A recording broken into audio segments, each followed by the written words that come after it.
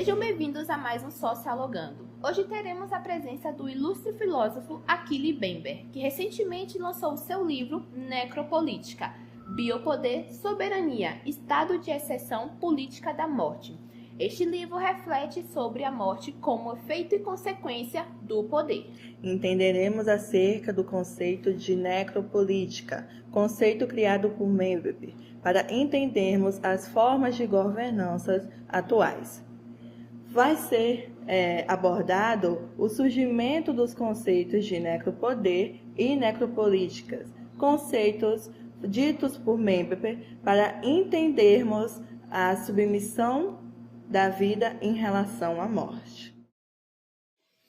É dito por você que existem múltiplos conceitos de soberania, mas você trata principalmente daqueles que falam sobre a instrumentalização generalizada da existência humana e da destruição de seus corpos. O que é que você quer dizer com isso? Bom, eu abordo primeiramente que a soberania ela é absoluta. Ela requer, entende que as pessoas sejam controladores e proprietários do seu significado, né? A expressão máxima da soberania é quando ela cria normativas e regras para um povo. Esse povo é composto prioritariamente por pessoas com autoconhecimento, autocientes e autorrepresentativas.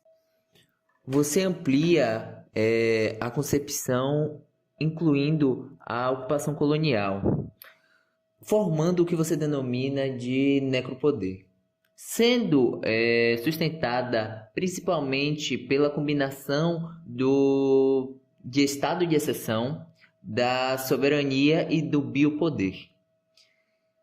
Você conseguiria deixar mais claro a relação entre esses conceitos? Bom, iniciando pelo biopoder, segundo o próprio Foucault, é quando um grupo, para assegurar a sua vida em sociedade, ele acaba levando à morte outro grupo, outra sociedade, por assim se dizer, que não pertence àquele território. Normalmente, um grande exemplo que os pesquisadores utilizam, que foi usado pelo próprio Foucault, é a questão da Alemanha e os judeus, que a sociedade da Alemanha levou à morte os judeus, né? Agora, sobre o estado de exceção, normalmente era utilizado para um estado que realmente estava em um período de exceção, um período que precisava tomar medidas mais rápidas, mais práticas, enfim. Porém, agora é um modelo de governo. Agora, adentrando a questão da colonização, a soberania é a ocupação daquele estado e o estado que ocupou acaba levando os grupos que estão ali à terceira zona, né?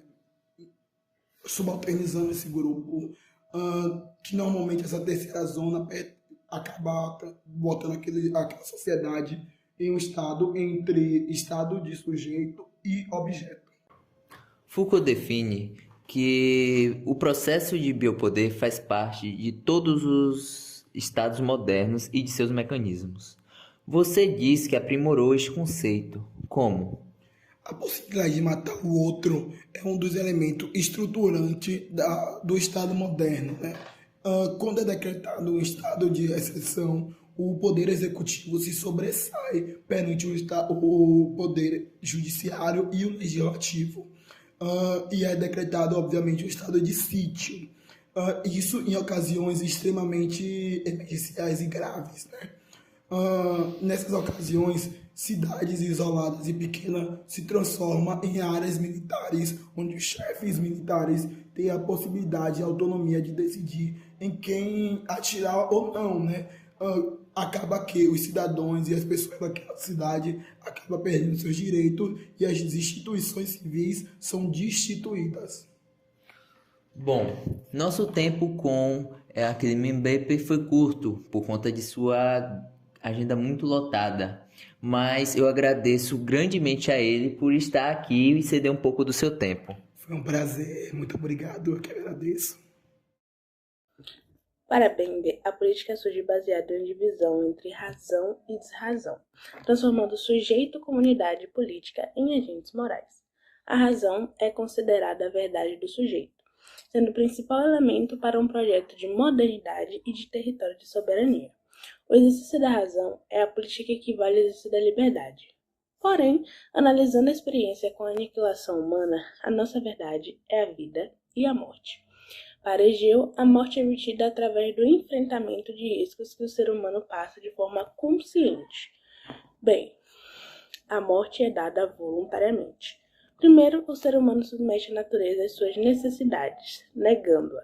Em seguida, transforma e cria o mundo neste processo. O ser é exposto à sua própria negatividade e perde o animal que o constitui, tornando-o sujeito. Neste enfrentamento com a morte, o ser humano é lançado no movimento incessante da história. Bem, vamos agora às ruas perguntar à população o que eles pensam sobre a vida e a morte. Olá, com licença. Posso tomar um pouquinho do seu tempo? Pode sim. Quando se fala em vida ou morte, qual é o primeiro pensamento que vem na sua mente? Bom, o primeiro pensamento é o conceito de vida de espírito, que é aquele que não tem medo da morte e finalmente o ser humano se torna um sujeito, né? O espírito seria algo quando alcança uma flexibilidade e finalmente a liberdade, ele por fim torna que o sujeito, possibilita que o sujeito alcance a sua verdade absoluta. Como disse o próprio Mabel uma vez, ele definiu a política como uma morte que vive uma vida. Segundo Foucault, o limite do poder é a morte para garantir a vida de algumas sociedades. Já para Weber, é analisada a teoria de que, aos olhos do Estado, a morte é um dever, pensando em certas mortes do ponto de vista do necropoder. A necropolítica se refere a como o Estado elabora políticas de morte, ações de eliminação para pessoas com que o Estado os consideram como matáveis. Alguns exemplos são o sumiço de crianças negras após patrulha policial nas favelas ou a violência com os povos indígenas sem ajuda nenhum do Estado. Vejamos então agora uma entrevista com um especialista do campo filosófico. Olá, Jeremias. Como você explicaria o pensamento de George Beittel acerca da vida e a morte?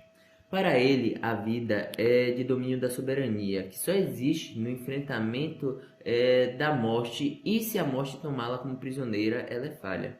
Acredita que a morte não é apenas limitada à transformação do indivíduo ao nada. Ela é autoconsciente e excessiva, considerando-a como uma forma de vida mais requintada. Como George Beittel cria uma perspectiva que relaciona soberania, sexualidade e morte? A sexualidade está ligada no desfazer dos seus próprios limites, existindo um tabu em torno dela. Já a soberania é a recusa do sujeito em submeter-se ao medo da morte, deixando um limite sobre ela. Morte e sexualidade ocupam posição de proibição e a soberania as viola. Portanto, nesta perspectiva, a política faz os seus próprios limites e a diferença colocada para a violação de um tabu. É dito por Bember que uma das formas mais bem-sucedidas de necropoder é a ocupação colonial contemporânea da Palestina, sendo a melhor representação dos poderes disciplinar, biopolítico e micropolítico. O conjunto dos três poderes permite a dominação total. O poder disciplinar é responsável por domesticar e adestrar corpos em um processo de colonização. Vocês viram que o biopoder tem como papel a programação da população para a gestão da vida e da morte. E a necropolítica é a gestão da morte. Isso é o que chamamos de necropoder. A Palestina possui duas nações com dois discursos incompatíveis em um mesmo espaço. Nações que se baseiam na ideia que o Estado tem o direito divino de existir, adoram a divindade e são contra a adoração de outras, sendo iniciado um processo de impossibilitar movimentos contrários, através do medo e um sistema de segregação. Os espaços são divididos internamente e se isolam. Neste caso, a soberania não somente se baseia no controle e vigilância de um povo, mas também na reclusão e exclusão dele. Neste caso, a ocupação é intitulada de ocupação fragmentada. existindo uma lógica de sobrevivência que, em casos de violências, sobrevivente seria aquele que, ao lutar contra seus adversários, se mantém vivo e mata seus inimigos. O corpo morto do seu inimigo seria o que deixa o sobrevivente com um sentimento vitorioso, sendo preciso aniquilar e não apenas se manter vivo. Segundo Weizmann, a faixa de Gaza possui múltiplas separações. Ações como essas formam uma política da verticalidade, exercendo uma soberania vertical, que é nada mais que aquela que não foca somente no território delimitado, mas em uma vigilância de todas as direções, dentro e fora do território. O teórico Thomas Hobbes, ele argumenta que se não existisse um Estado, geraria caos entre as pessoas e por isso a autoridade deveria assegurar a existência e punir as pessoas que fazem coisas contra a sua ordem, tendo o poder de fazer morrer ou deixar viver. Posteriormente, os meios de poder são alterados, operando sob o controle e a produtividade de corpos individuais e não mais para os matar. Agora surge o interesse de fazer instituições como prisões e escolas, instituições que ensinam normas de comportamento, para assim criar pessoas domesticadas. Com a Revolução Industrial, passou a demandar mais pessoas que favorecem a economia.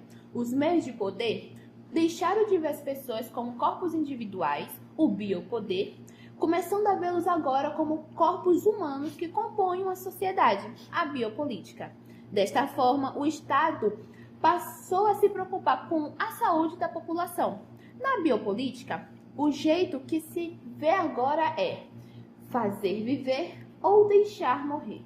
Além disso, o filósofo acredita que as guerras contemporâneas possuem um caráter econômico, que a mão de obra militar é comprada e vendida, tendo movimentos rebeldes que disponibilizam artifícios para as nações que estavam em guerras. Por fim, a generalização da insegurança aprofundou a distinção social entre aqueles que possuem armas e aqueles que não possuem. Depois de tudo que ouvimos nessa reportagem, ficamos por aqui. Tchau, Brasil!